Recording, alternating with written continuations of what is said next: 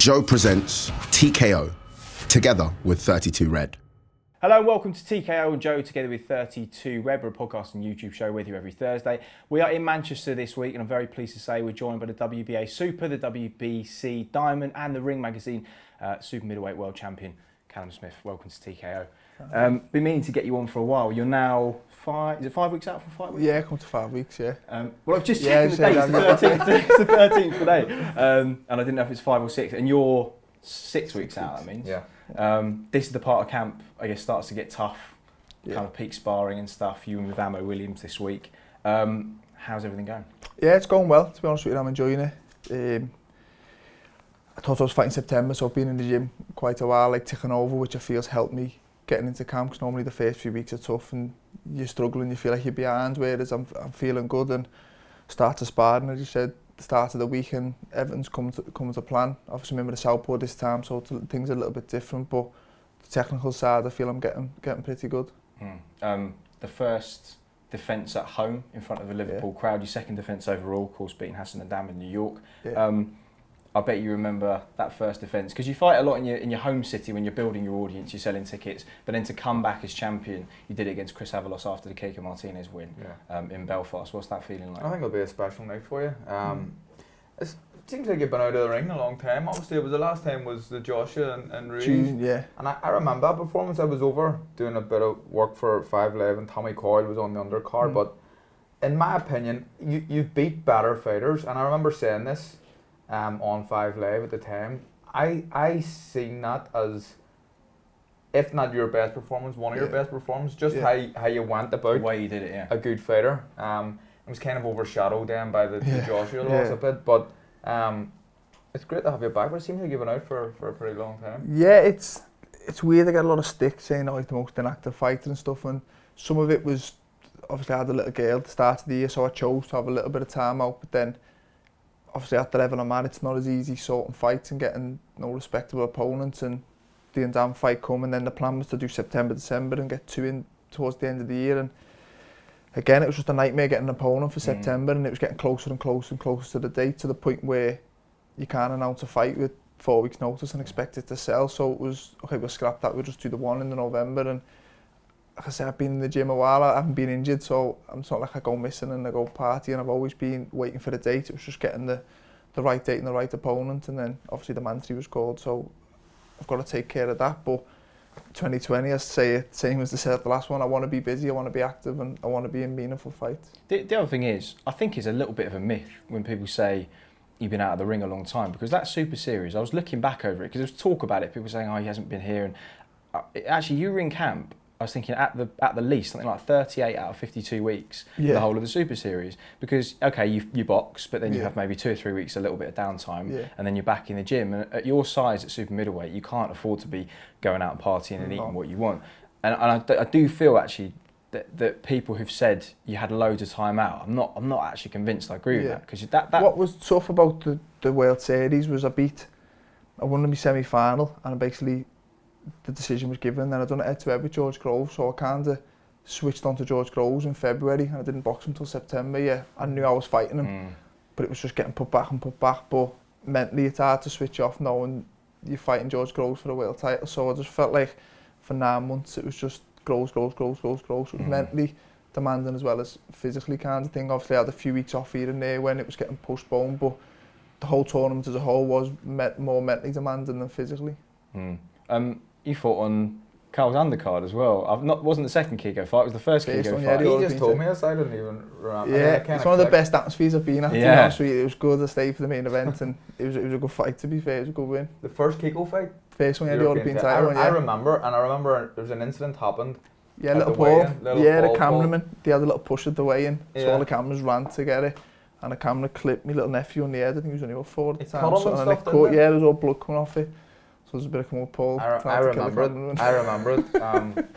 I remember saying sitting at ringside in the interview after, I hope Paul Smith's kid's alright, because I remember it happening and I felt bad, but it was like the cameraman, he knew he'd done it, and he just continued to do what he was doing. Yeah, filming, and that's what Paul was like, he didn't even turn around to acknowledge it kind of thing, so there was a bit of, but yeah, no, it was a good fight, it was a good experience. And of the 4 of the brothers, I feel like, I mean, obviously this will be down to you, but I feel like Paul's probably the most hot-headed out of the four of you. Is that fair? No, Liam, Is he? 100%, He yeah. mentioned this to me yesterday, and I says I Liam. would say Is it Liam. Liam? Yeah, Liam, most argumentative, and Liam and Paul might be second, 'cause Liam and Paul clash a lot of the times over stuff like that. Do they still clash?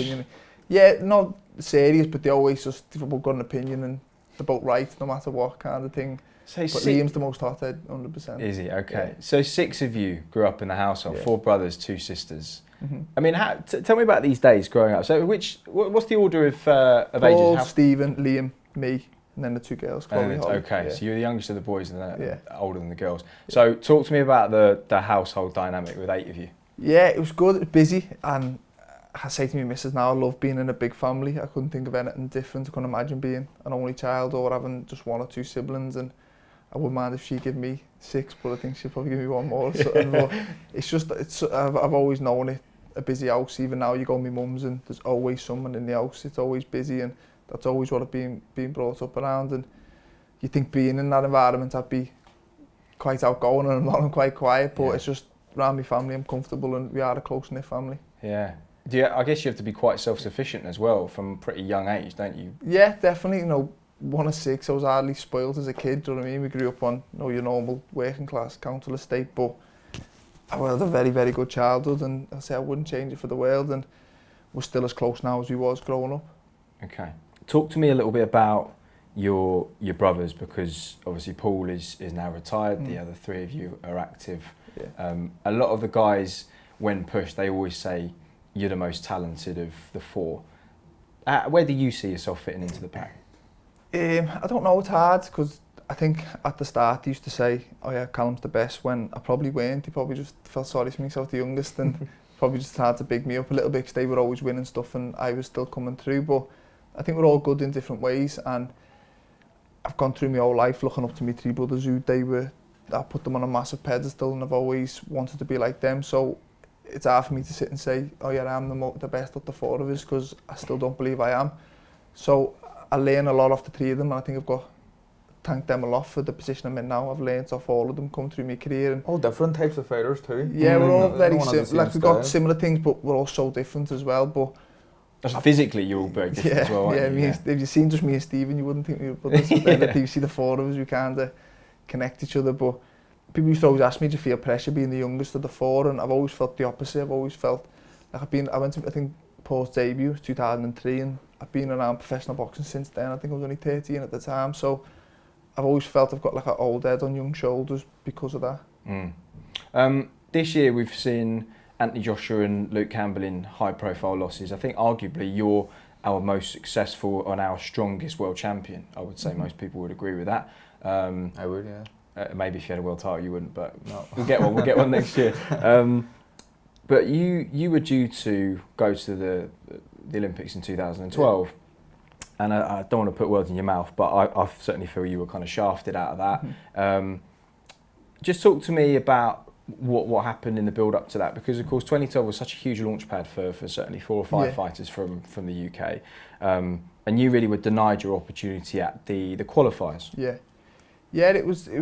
No, I got on a GB team, and everything, you probably know the same, being on the island, everything's like 4-year cycles to the Olympics, so no matter what year you're at, it's always build up to the next Olympics. And I was on there, I think it was 3 years before London, and every training session, every tournament you went to was London. I think it was a bit more made a fuss up because it was a home Olympics as well, and to have, not brainwashed, but have it drilled in, London, and then to get it took away at the last minute, and then I had to watch everyone else go. And it was more, I'd always envisioned going to the Olympics, becoming an Olympian, turning pro, and getting that little bit of a springboard, a little bit of an early push. And I think we've seen now it doesn't guarantee your success in the pros. You've still got to get on and do it, but it does help at the start. And then all of a sudden I'm sitting there thinking, what do I do now? Do I go pro, but kind of go under the radar kind of thing? And at the time it was everything. It was like my whole career, it just smashed into pieces. Whereas looking back now, it probably wasn't as vital as I thought it was, even though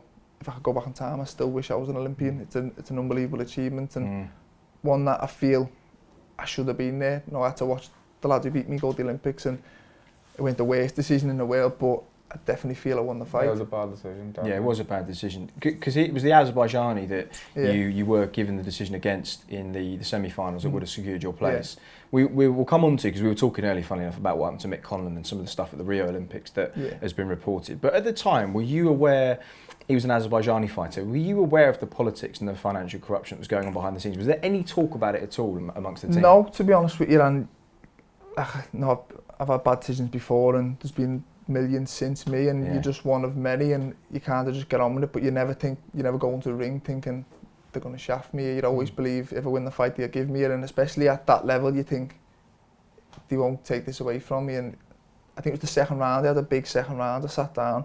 I was level going into it, and then I heard like weird, like the scores come up, and I heard like a weird like cheer, and I thought, was that for me or him? And I was down going into the last round, and I remember just thinking, wow, I'd give everything that round, thinking I've got a lead and I can just get on my bike. And I was down, and I think it was then I knew. So even when the bell went, I kind of knew I'd lost, if that makes sense. But it's one of them. Like I said, there's been more bad decisions since me. It was just the time it happened to me was so vital in my career, and it was the difference between going to the Olympics and not going to the Olympics, which was hard. And there was still a chance for me to qualify the next day because of the third place. Yeah, they kept you waiting. I'd rather have had a box off with the other losing semis, and it weren't. And then the two people got in, and it was the Turk against the thing going. It was like, I've watched better sparring sessions. They were just like touching each other and that. The context of this, of course, was for those people that don't know, is that there was a payment made from an Azerbaijani firm to AIBA of $10 million, that 4.5 of which was unaccounted for. So PricewaterhouseCoopers did an independent investigation. Almost half the money went missing, and the correlation between that and Azerbaijan, I think they won 11 medals at the subsequent 3 championships, including 5 golds. And when you compare that to the previous 37 years, they'd won 4 medals in total and no gold. Yeah. So we were talking on the phone earlier about this this article in the Irish Times about a year or so ago. Joe Hennigan, who was part of the Irish, I think he was the Irish team manager for the Rio Olympics, he was given information by Zao Antia, who I believe you know. Zao, yeah, he's the Irish head coach, yeah. Right, and he, for whatever means, had a conversation with a Russian coach who had said that the medals were all fixed and that they knew the outcome of Mick Conlan's tournament. And obviously imagine having that information when you're in the middle of an Olympic Games. You of course can't pull your fighter out because then he's guaranteed to not get a medal, but at the same time you're going into something that you have no clue whether it's fixed or not. You're hearing rumours, you're hearing speculation, and then something happens, as it did with Mick and Vladimir Nikitin, and I mean, it causes waves and it causes talk, but ultimately, as we'll come on to in just a moment with a GB fighter at the Women's Worlds last week, no change is actually made. Yeah, I think that's it. It's like,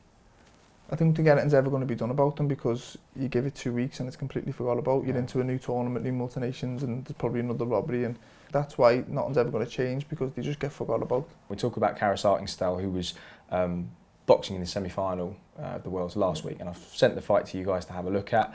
Yeah. The Russian was already through to the final.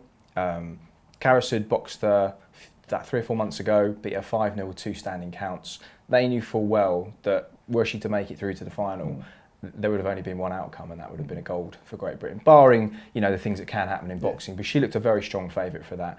Yeah. Talk me through what you saw of her semi-final. I watched it last night. Obviously, you sent me it through, and I thought she boxed well the first time I've seen her. She knows a good southpaw, and I thought she just kind of controlled the fight just at distance and didn't really let the little girl get in range and stuff. And I thought she won it comfortable, to be honest with you. And I think the reactions of the two of them at the decision at the end kind of showed who the winner was in the fight. Even the reactions from the corners, like Karas looked, her corner was it Lee Poulin, I think, was the head trainer in her corner, and they just looked happy as if she'd won the fight. Yeah. She won the first round well. She won the second round even more convincingly in the first round. It kind of skipped through the third, and it was a round that the bits that it skipped through, she still won as well. But you look at the reactions at the end, and you know enough about it, and it's just like, it's hard to see. You don't like to see it, and there's people. They're messing with people's emotions and everything here. It's not just about the result of a fight and you go away and you forget about it. You don't. People are putting a lot of effort into winning big medals and representing their country, and it just, honestly, amateur boxing, and it has for a long time, but it just doesn't seem to be getting any better. It's ridiculous. Because of course you did actually get the contract with Matchroom out of after 2012, although you didn't have that Olympic pedigree as such. But I guess the ramifications for you at the time financially would have been significant because you wouldn't have a medal or Olympic exposure to bargain with at that point. Like I could probably guarantee you the Olympians who turned over a few months after me got paid more for the debut than I did, and even just like publicity and sponsorship and stuff, they probably got more than what I got. Like I said at the time, I don't think that'll define my career. I still believe I'll get to where I want to be, and thankfully I have so far, and obviously it's flipped, but at the time it'll just be a nice start to your pro career where money isn't the best when you're starting off, and especially if you want to do it full time and you're doing 4 rounds if you're an Olympian, it's definitely a lot easier. Yeah, I suppose the flip side of the coin is that you're able to build under the radar without the spotlight, because the Olympians have, it seems like, an infinite amount of pressure on them compared to everybody else. Everyone's looking at Josh Kelly and bouts and Okoli, and if they put a foot wrong, people are very quick to jump on them. So you can build in a way, sort of in a quiet way. But I feel like your career got to a point where people wanted to see you let off the leash. You proved yourself at British level. You won so comfortably against Rocky Fielding that I think people were then calling out for you to make this step up. And the Super Series came at the sort of perfect point, it feels like, in your career. Is that how it felt to you? Yeah, it did, because it kind of took me away from a terrible negotiation thing with the WBC. I was mandatory to fight Anthony Drell for the vacant belt, and they won the purse bids, and then it was like they didn't want to put the fight on. They was getting told May, then no, it's going to be June, then it's going to be September. And I remember I signed a contract for LA September the 9th, so I thought, happy days, it's done.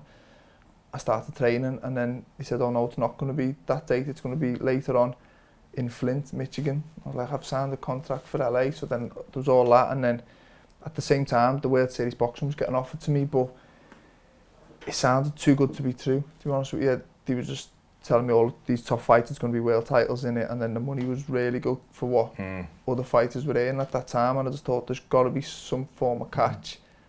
And then the longer the negotiations went on with Darrell, I just thought, let's do it, let's just scrap them. So I gave up a world title shot to go into a tournament where I knew Groves was C1 and I was going to be C2, so I knew I'd have to win 2 fights to guarantee me a world title shot, but I was confident in my own ability. I knew I was good enough to do it. It was the longer way of doing it, but it worked out best for me. Yeah, it's actually a good point about the Super Series. It's not been flawless. There have been a few things with financial payments being late and stuff, but actually, given the ambition of the setup itself, it's been remarkably good, isn't it? No, it has been. It's a great format, and they're trying their best to get the top guys. I think it was a great success when Callum won his. I think the bantamweight one at the minute with Inui and Dinar is going to be a special final. Taylor and Prograis again. The cruiserweights at the same time as you was quality. So there has been a few complaints from fighters and different people, but in terms of producing the fights, so far so good. It's been a really exciting format for me, and I hope, there's been rumours that maybe this is going to be the last year. It may not continue, I'm not sure, but I hope that it keeps continuing, and we are seeing most of the best in each division fighting each other. Hasn't happened for a long time, has it? And they talked about, the fact that boxing lacks a centralised governing body, that sometimes the way forward might be to put these kind of semi-permanent tournaments on so that promoters can invest in a tournament rather than feeling like they've got to deal directly with each other. And if the money's right, that's always the fundamental thing with a big fight, isn't it? Yeah, of course. And that's, it's the old money talks in this game. It's a wee bit of a cliche. Well, it's a big bit of a cliche, but it does, and people have to. If you're going to fight someone, you can listen to boxers all day. I'll fight him for free. I'll do this for free. They won't. It just doesn't happen. It's a tough sport where you deserve to be well paid, especially if you're fighting the top contenders. And the Super Series at the minute seems to be producing that and producing the money that's making people come to the table and sit down and negotiate. Whereas fights, without the Super Series, I don't know, the Groves and Callum Smith fight may never have happened, I don't know. And you were talking about the Darrell fight, that it was hard to get made, and in the end, you come out the other side of the Super Series and you're the number one in the division. Okay, we'll be back with Callum Smith in just a few moments' time. Right now, though, here's John Amici with something new from Joe.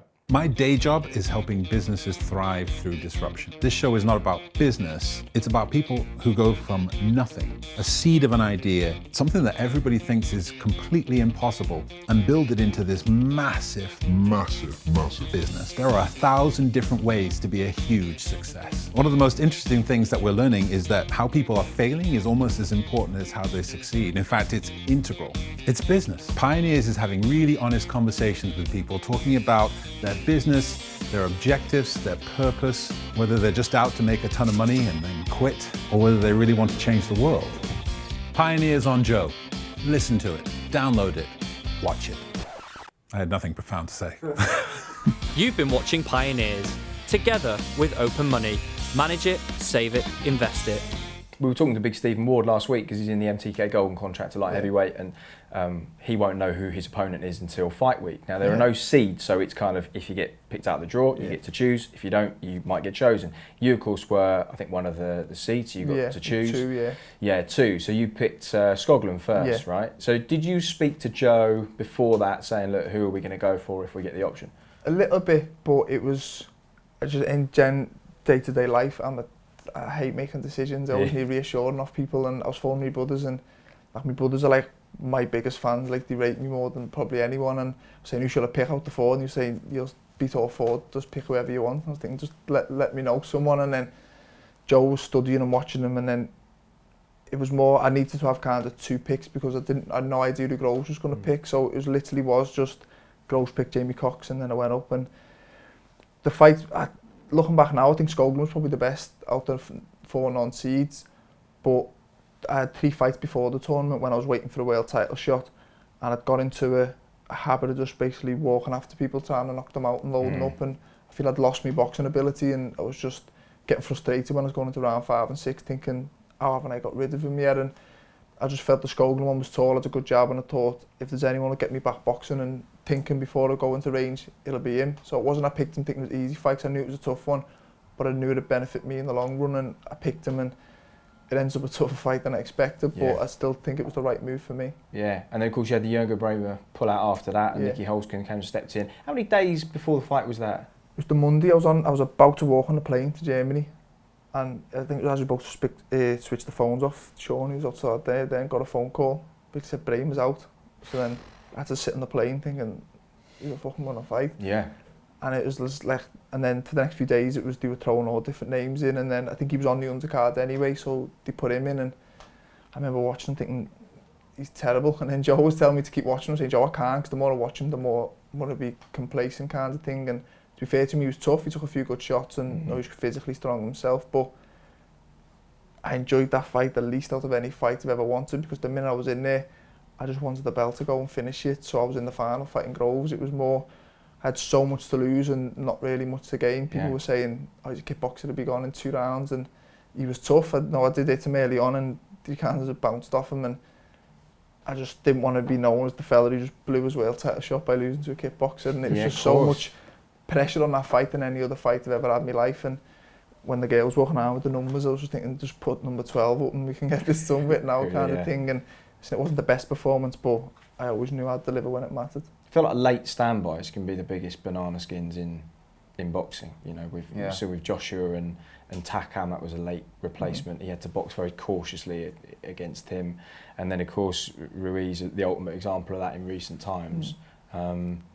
Actually quite testament to someone like Callum who can make that adjustment, because you boxed in a very safe and controlled manner. There was no low risk strategy. Like I said, like, obviously I was getting texts in a fight week for tickets for me and Groves, because Groves had beat Eubank the week before.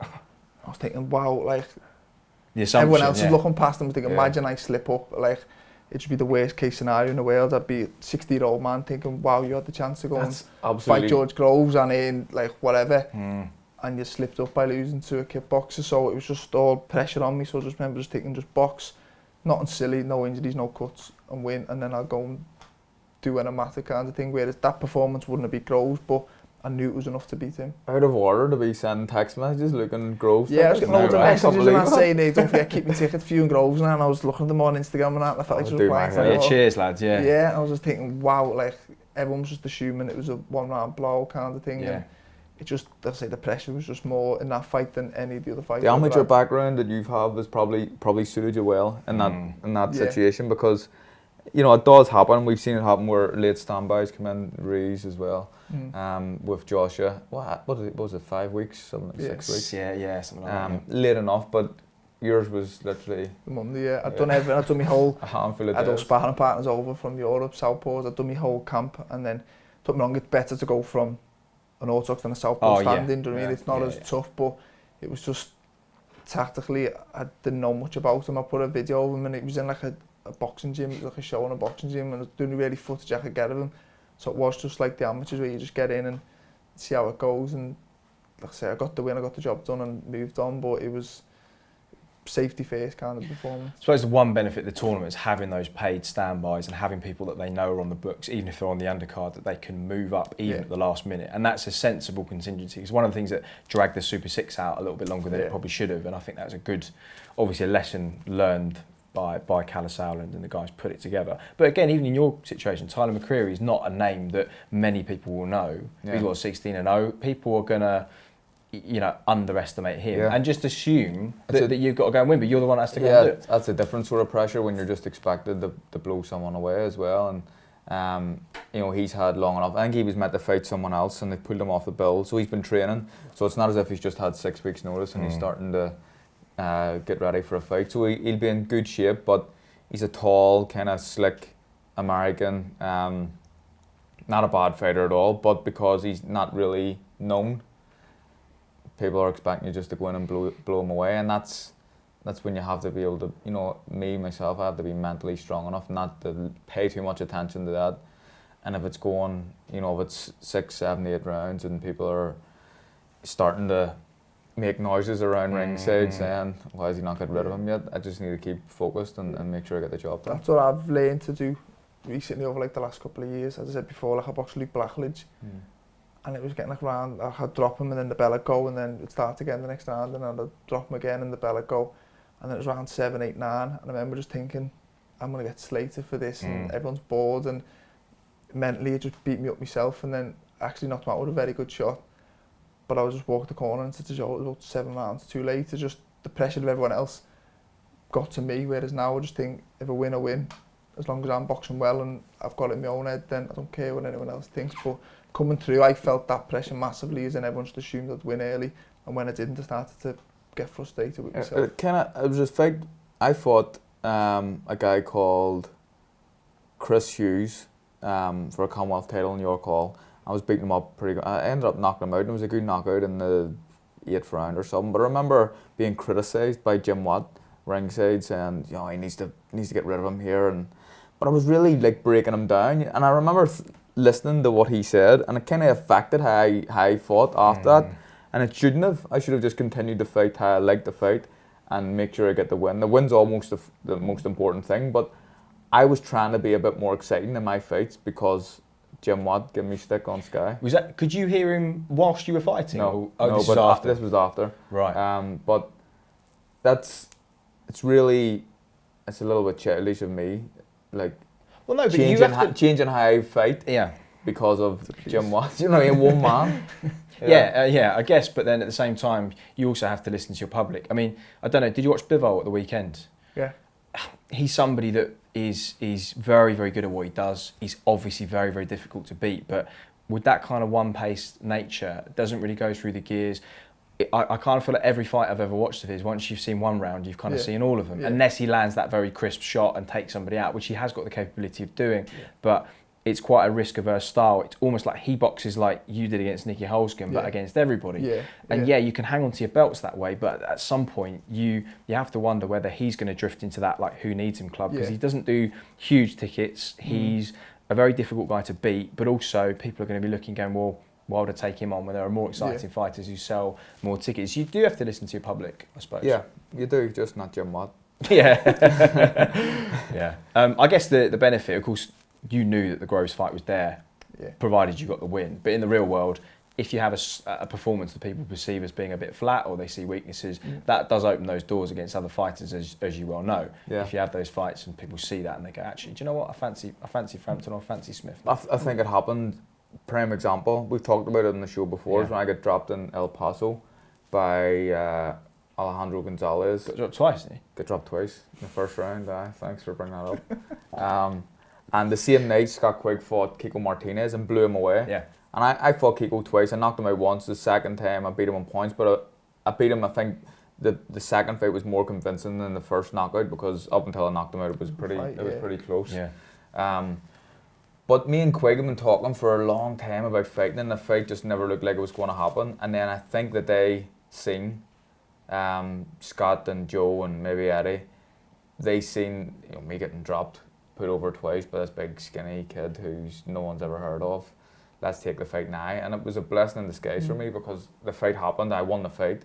And then Leo Santa Cruz fight, I think, even came off the back of that, because I was mandatory for him when I was a super bantamweight for the WBC title, and that fight never happened. And I think them two big fights, the two biggest wins of my career, came off the back of me being put down. Interesting, isn't it? And I suppose once you get to the top of your career, it then becomes a totally different ball game. It's negotiating your way into the biggest fights and securing the biggest paydays, because I always see that as like, it's backdated money for all the years that you probably boxed in the amateurs unpaid, and you fought for low purses in the early stages of your career. Those big money purses are what make it all worth it. And you've been in that situation, and you're currently at the top of your game. You are now you've just arrived at the peak, really.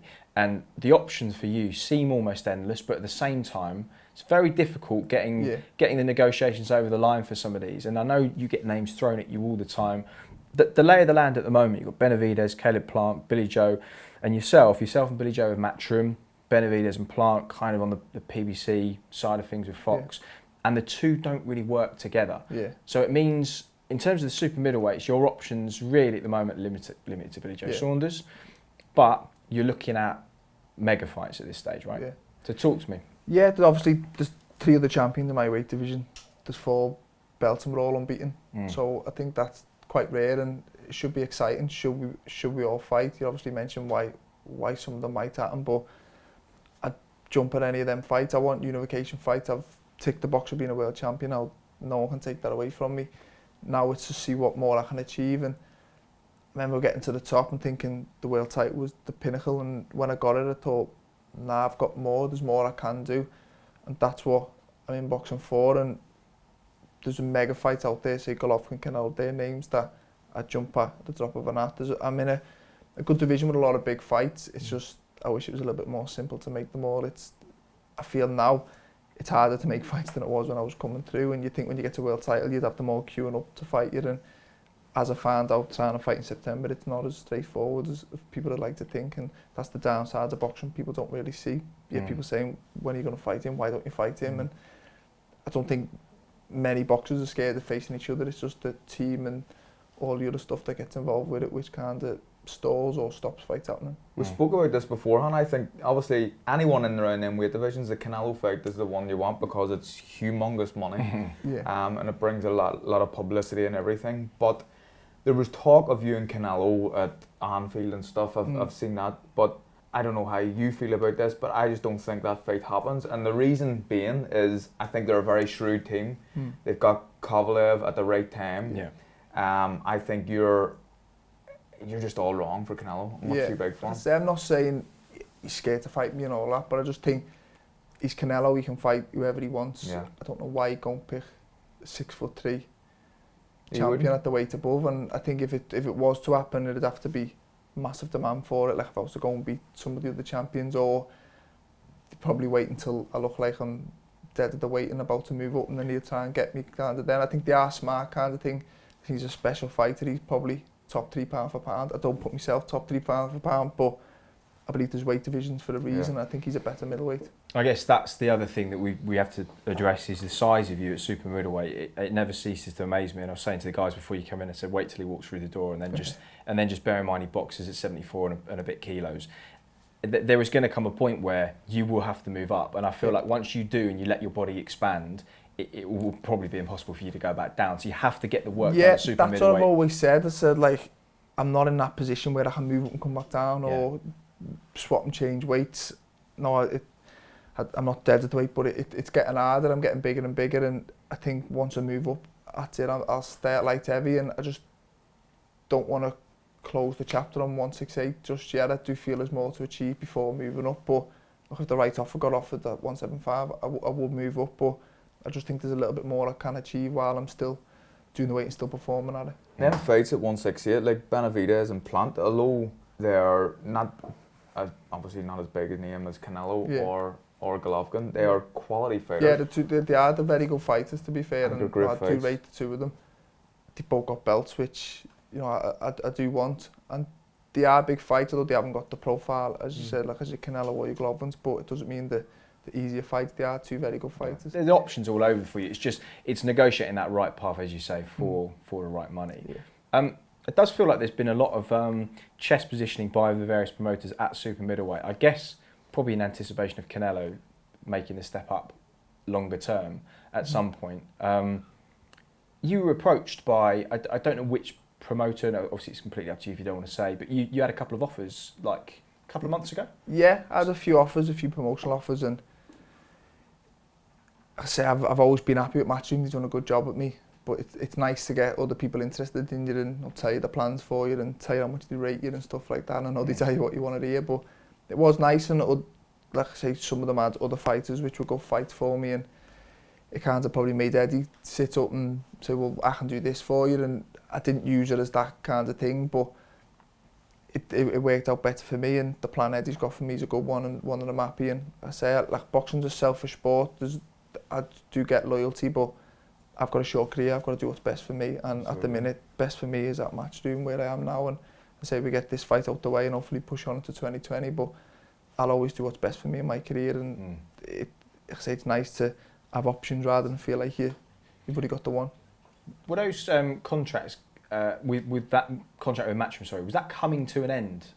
Was that why you got the offers in? Or it's a bit of a tricky one, because I've never actually had a long-term contract with them. It's always just been, we'll do this fight, the next fight, and then just negotiate. So long, and I'm at the position now where each fight kind of negotiable kind of thing, but now he's come and said there's a plan for this one, and then hopefully a big fight in May, and then push on from there. So it was more just I needed to know what his plan was for me and what route, and we had a good meeting and we sat down, and I say I've never fell out with them. I've always had a good relationship with them, and they've been very good for my career from the debut till now. It was just, the offers come in, I looked at them, but I went with the one that was best for me. Because obviously Benavidez got his belt back from the REL, his mandatory yield room's failed test, so he's kind of freed up. I know Eddie's kind of lobbying for that fight.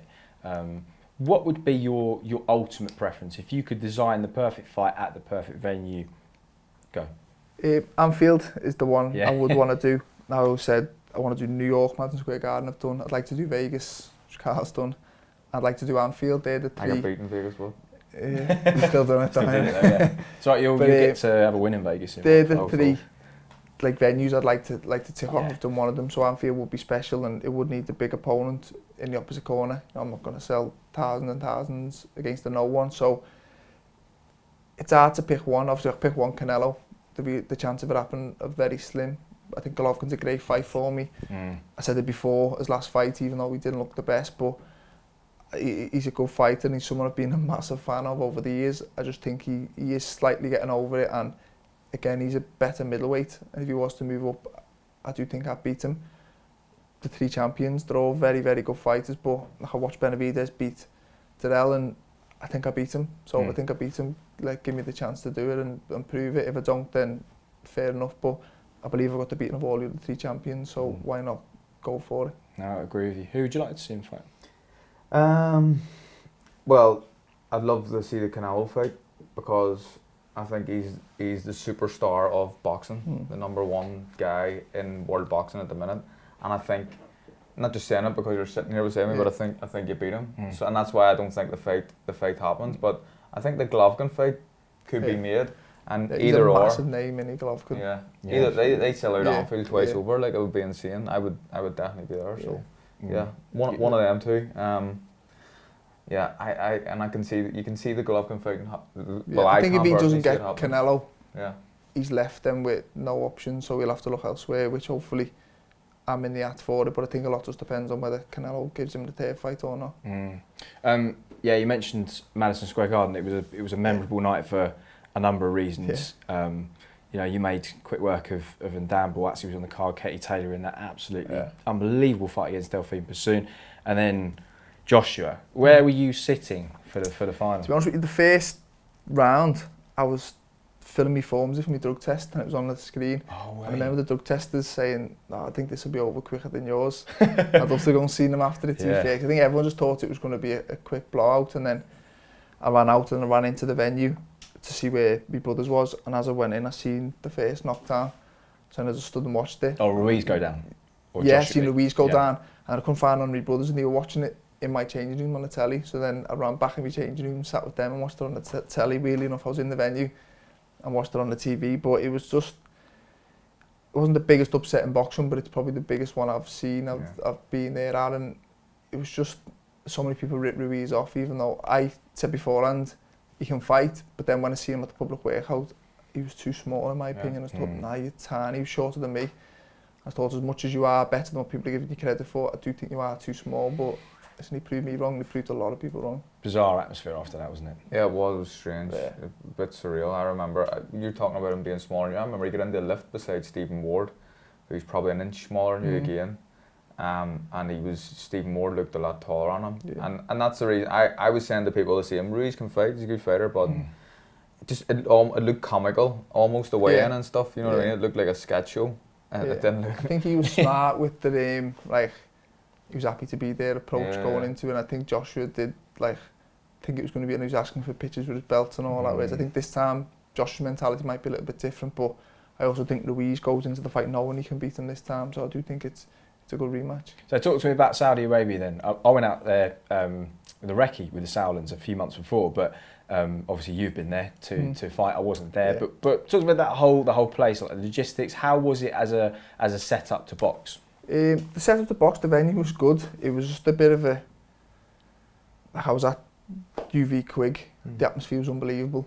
I feel me and Grove should have had something similar to British world title fight, and I thought there was an atmosphere. I thought it was going to be silent like the international tournaments, but there was an atmosphere, but it was just, they'd cheer when I landed and then the same people would cheer when Groves landed, and it was, so there was noise, but it wasn't passionate, it wasn't, and even the fight week builds up for that kind of fight should have a big, public workout. The public workout was in like a gym with like a few people there, and it was just, but to be fair, that suited me at the time, because although I understand you've got to do all that stuff, I don't enjoy any of it. I don't enjoy press conferences, public workouts. They're just kind of in the way for me. So I enjoyed that side of it, but looking back, I do feel that fight deserved a better atmosphere. How do you feel about Groves? Obviously you won the fight pretty convincingly.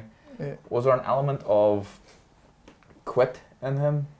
I don't know, because I don't think he quit, although he shook his head on the floor and didn't get up, and got up after the thing. So if that's classed as quitting, I don't know. It's a hard one, because like obviously a body shot, they're not nice kind of thing. I don't know. I think if I'd have put him down with a head shot and he shook his head, I'd have probably said he quit. But I think a body shot, you kind of give them a little bit of leeway, but he did wait for the 10 and then stood up kind of things. I don't know, I wouldn't want to go around saying he quit, but I think the body shot kind of knocked the fight out of him, to be fair. And I think he knew if he got up, well, in my mind, 'cause I didn't know the body shot had put him down. I thought he had just took a knee because of the head shots, and my thing was, you've got to get rid of him before the end of the round. You can't let him, because you just think, if I let him back in this and he comes back and beats me, I'll kick myself. So I just remember thinking, as soon as he gets up, a foot to the floor and get rid of him, and then I seen him shake his head and I thought, he's not getting up. And it was only then I realised it was probably the body shot. That's why there's doubt about it, because he was on his knee and he shook he's on his knee, and I seen him shake his head, and that's when I said, well, he's not getting up. Because when I put him down, I didn't think, sometimes when you drop people, you think, that's it, it's done. Whereas I thought he just took a knee to clear his head, and then he was going to get up, and then the plan was to go in and just throw everything I could at him. But it was only after I seen the replays and stuff, I realised it was the body shot, and I didn't throw the body shot to hurt him, it was more just to bring his arms down and then go back head hunting, because the left hook had started it kind of thing. But I wouldn't, to answer your question, I don't know, it's not nice calling someone a quitter, but I do think he could have got up. I think I would have finished him anyway, but I do think he probably could have got up. You probably knew. Quitter then? Yeah,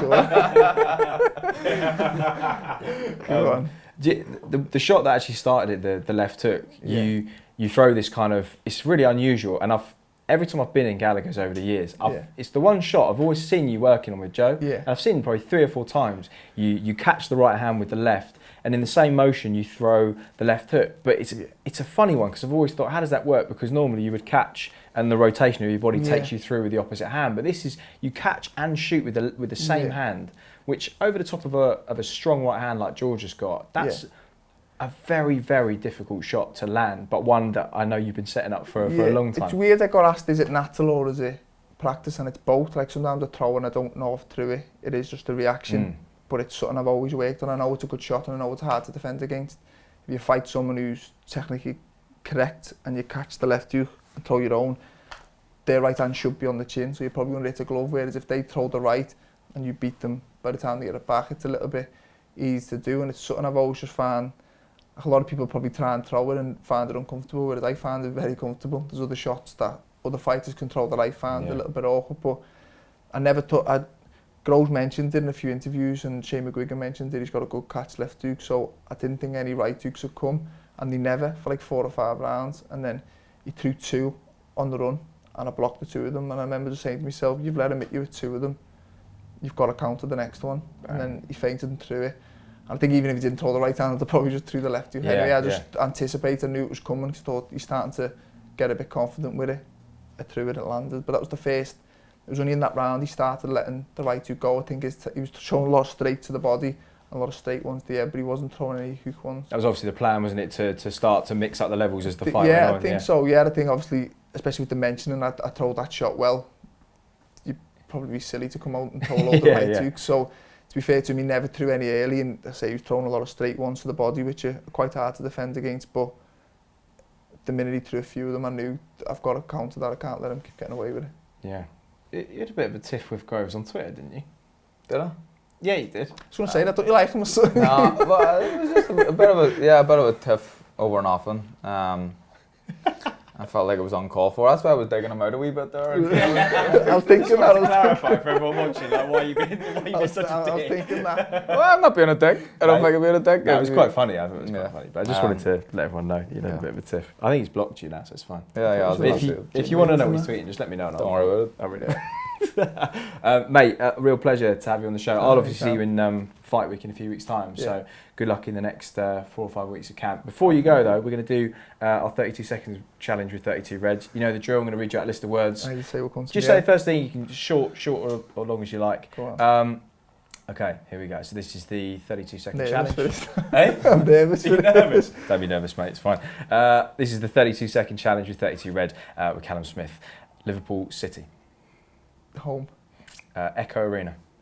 Home. Your favourite sibling. Ooh. Holly, little sister. London Olympics.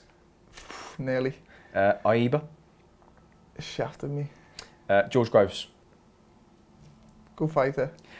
Anfield. Quitter. Oh, he's going to lower. I'll get blocked as well now. Anfield. Hopefully one day. Fighter you'd most like to fight. Canelo. Best person you've sparred. Tough one. Most profile probably Carl Froch. Done a lot with him early on. Yeah. Becoming world champion. Just the ultimate dream. And finally, fatherhood. Special. Is it? Yeah. It's good. Yeah. Awesome. Good stuff. Callum Smith, absolute pleasure. Thanks for coming on TKO. Great to see you, mate. Good luck on the 23rd of November. Thank you. Thank you at home for watching TKO. Another episode done and dusted. As always, we'll see you again in 7 days' time. You've been watching TKO on Joe, together with 32 Red.